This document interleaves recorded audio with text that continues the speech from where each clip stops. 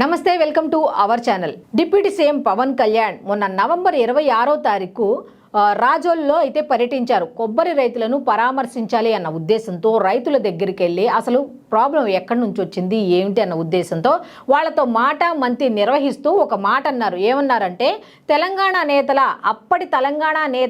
అప్పటి అని ఎందుకు అన్నారు అంటే, ఇప్పటిని పరిస్థితులను ఉద్దేశించి అలా అప్పుడు అని ఎందుకు అన్నారంటే, ఆ రాష్ట్రానికి సంబంధించి విభజన సమయంలో వాళ్ళ చూపు ఎక్కువగా ఈ పచ్చగా ఉన్న గోదావరి జిల్లాలకు సంబంధించిన వాటి మీదే ఉంది.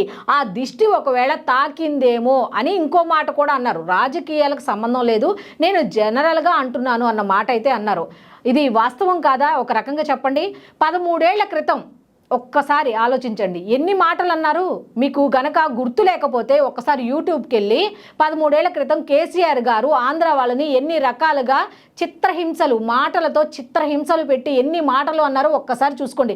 అప్పుడు ఎవరైనా ఆంధ్ర వాళ్ళు స్పందించారా? ఎవరు స్పందించలా, విన్నారు, వదిలేశారు అంతవే. కానీ ఒక్క మాట దిష్టి అన్న మాటకి ఏకంగా నువ్వెంత, నీ స్థాయి ఎంత, నువ్వు ఇక్కడే బ్రతుకుతున్నావు, ఇక్కడ ఆస్తులు లేకపోతే ఎలాగా, ఇక్కడ వనరులు ఉపయోగించుకుంటున్నావు అంటే, ఇక్కడ వనరులు ఉపయోగించుకోవటం అనేది వాళ్ళు ఇప్పుడు వచ్చిన వాళ్ళు ఏం కాదు కదా. ఇక్కడ వనరులు అంటే ఇప్పటికిప్పుడు ఉపయోగించుకున్న వనరులు అయితే కాదు కదా. ఒకసారి జనరల్గా ఆలోచించండి. ఇప్పుడు ఒకళ్ళు అంటున్నాము అంటే ఒకసారి ఆలోచించుకోండి. ఆయన ఇప్పుడు ఉన్న తెలంగాణ నేతలు అన్నారా? అనలేదు కదా.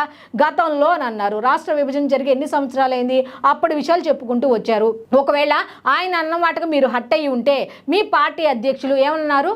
మేము ఉలవలు తినం, మేమైతే ఆ ఉలవలు ఆ చారవాలు ఏం చేస్తాము అంటే దున్నపోతులకి ఎద్దులకి పెడతాము అని అన్నారు. మరి ఎవరిని అన్నట్టు? ఎవరు దున్నపోతులు, ఎవరు ఎద్దులు? మరి అప్పుడు మీరు పక్కనే ఉన్నారేమోగా బహుశా. అప్పుడు ఏమనాలి? మరి ఇప్పుడు అన్న మాటకు మీరు ఎంత స్పందిస్తున్నారే, అప్పుడు మా తప్పేంటి, అందరి తప్పు ఏంటి అని చాలా మంది చెప్తున్న మాట ఏమిటి అంటే, అప్పుడు రియాక్ట్ అవ్వలేకపోయారు. ఇప్పుడు మీరు ఒక చిన్న మాట దిష్టి అనే మాటకు మాత్రం ఇంత పెద్దగా అనేక రకాలుగా రచ్చ చేస్తూ మొదలుపెట్టారు.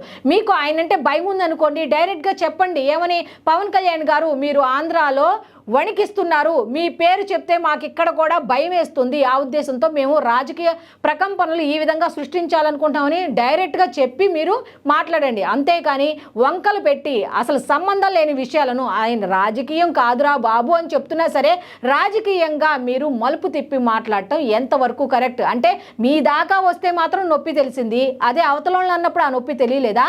ఇప్పుడు ఎవరు ఇది ఊహించుకొని చెప్తున్నది కాదు. ఒకసారి యూట్యూబ్కి వెళ్ళి మీ అధ్యక్షుల వారు ఎన్ని మాటలు అన్నారు ఒక్కసారి కనుక మీరు చూస్తే, అరే అనవసరంగా మనం పవన్ కళ్యాణ్ మీద పడుతున్నామా అనేటట్టుగా ఆలోచించుకోండి. ఇప్పుడు కాంగ్రెస్ నేతలు కూడా ఎట్లా అయ్యారు అంటే, బీఆర్ఎస్ వాళ్ళు రియాక్ట్ అయ్యారు కాబట్టి అరే మనం రియాక్ట్ అవ్వకపోతే ఏమవుతుందో అన్న ఉద్దేశంతో వచ్చి రియాక్ట్ అవ్వద్దు.